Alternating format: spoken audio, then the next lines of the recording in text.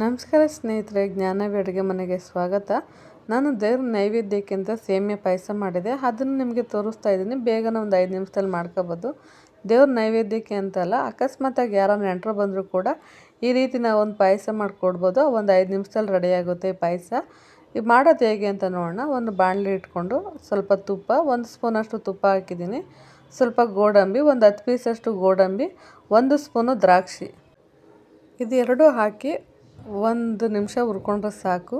ದ್ರಾಕ್ಷಿ ನೋಡಿ ಈ ಥರ ಬಬಲ್ ಥರ ಬರುತ್ತೆ, ಈ ಥರ ಉಬ್ಬಿ. ಈ ಟೈಮಲ್ಲಿ ನಾನು ದ್ರಾಕ್ಷಿನ ಗೋಡಂಬಿ ಎರಡೂ ಎತ್ತಿ ಒಂದು ಬೌಲ್ಗೆ ಹಾಕ್ಕೊತೀನಿ. ಇಷ್ಟು ಬಂದರೆ ಸಾಕು. ಇನ್ನು ಜಾಸ್ತಿ ತುಪ್ಪದಲ್ಲೇ ಬಿಟ್ಟರೆ ಸೀದೋಗುತ್ತೆ, ಅದು ಜಾಸ್ತಿ ಟೈಮ್ ಬಿಡಬಾರ್ದು. ಇಷ್ಟು ಆದಮೇಲೆ ನಾವು ತೆಗೆದು ಒಂದು ಬೌಲ್ಗೆ ಹಾಕ್ಕೊಂಡು ಇಟ್ಕೊಂಡಿದ್ದೀನಿ. ಅದೇ ಬಾಣಲೆಗೆ ಒಂದು ಅರ್ಧ ಕಪ್ಪಷ್ಟು ಸೇಮಿಯಾ ಹಾಕಿದ್ದೀನಿ, ಅಂದರೆ ಸಾವಿಗೆ MTR ಸಾವಿಗೆ ಹಾಕ್ಕೊಂಡು ಹುರ್ಕೋತಾ ಇದ್ದೀನಿ.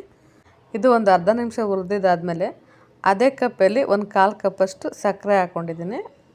ಅದಕ್ಕೆ 1/4 ಕಪ್ಪಷ್ಟು ಸಕ್ಕರೆ ಸಾಕಾಗುತ್ತೆ. ಇನ್ನು ಸ್ವೀಟು ಮೀಡಿಯಮ್ ಸ್ವೀಟ್ ಇದು, ಕಮ್ಮಿ ಬೇಕು ಅಂದರೆ ಸ್ವಲ್ಪ ಕಮ್ಮಿ ಹಾಕ್ಕೊಳ್ಳಿ, ಜಾಸ್ತಿ ಬೇಕು ಅಂದರೆ ಸ್ವಲ್ಪ ಜಾಸ್ತಿ ಹಾಕ್ಕೊಳ್ಳಿ. 1 ಸ್ಪೂನಷ್ಟು ಜಾಸ್ತಿ ಹಾಕ್ಕೊಂಡ್ರೆ ಸಾಕಾಗುತ್ತೆ.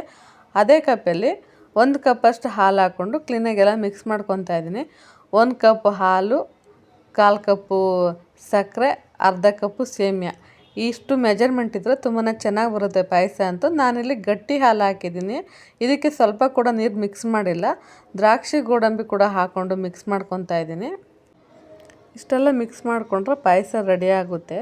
ನಾನು ದೇವ್ರ ನೈವೇದ್ಯಕ್ಕೆ ಮಾಡಿರೋದ್ರಿಂದ ನಾನಿಲ್ಲಿ ಬೇರೆ ಇನ್ನೇನು ಹಾಕಿಲ್ಲ. ಬಾದಾಮ್ ಪೌಡ್ರು ಕೂಡ ಹಾಕ್ತಾರೆ, ಮಿಲ್ಕ್ ಮ್ಯಾಡ್ ಕೂಡ ಹಾಕ್ತಾರೆ, ಐಸ್ ಕ್ರೀಮ್ಗೆಲ್ಲ ಹಾಕ್ತಾರಲ್ಲ ಅದು.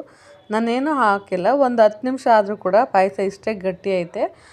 ಇದು ಗಟ್ಟಿ ಆಗುತ್ತೆ. ಸೇಮಿಯಾ ಪಾಯಸ ಅಂತಲೇ ಅಲ್ಲ, ನೀವು ಯಾವ ಪಾಯಸ ಆದರೂ ಮಾಡಿ, ಅದು ಪಾಯಸ ಒಂದು 2 ಅವರ್ ಬಿಟ್ಟರೆ ಗಟ್ಟಿ ಹಾಗೆ ಆಗುತ್ತೆ. ಆಮೇಲೆ ಕೂಡ ಸ್ವಲ್ಪ ಬಿಸಿ ಬಿಸಿ ಹಾಲು ಹಾಕ್ಕೊಂಡು ಬಿಸಿಯಾಗಿ ಮಾಡಿಕೊಂಡು ಕೂಡ ತಿನ್ಬೋದು, ತುಂಬಾ ಚೆನ್ನಾಗಿರುತ್ತೆ. ಅಕಸ್ಮಾತಾಗಿ ಮನೆಗೆ ಯಾರಾದ್ರು ನೆಂಟರು ಬಂದಾಗ ಕೂಡ ಈ ರೀತಿ ಒಂದು ಬೇಳೆ ಸಾರು, ಒಂದು ಬಜ್ಜಿ, ಒಂದು ಪಾಯಸ ಮಾಡಿಕೊಟ್ರು ಕೂಡ ಆಗುತ್ತೆ. ಯಾರೆಲ್ಲ ನನ್ನ ಚಾನಲ್ಗೆ ಸಬ್ಸ್ಕ್ರೈಬ್ ಮಾಡಿಲ್ಲ, ಪ್ಲೀಸ್ ಸಬ್ಸ್ಕ್ರೈಬ್ ಮಾಡಿ. ವಿಡಿಯೋ ಇಷ್ಟ ಆಯ್ತು ಅಂತ ಅನ್ಕೊತೀನಿ. ವಿಡಿಯೋ ಇಷ್ಟ ಆಗಿರೋ ಒಂದು ಲೈಕ್ ಮಾಡಿ, ಶೇರ್ ಮಾಡಿ, ಕಮೆಂಟ್ ಮಾಡಿ. Thank you for watching.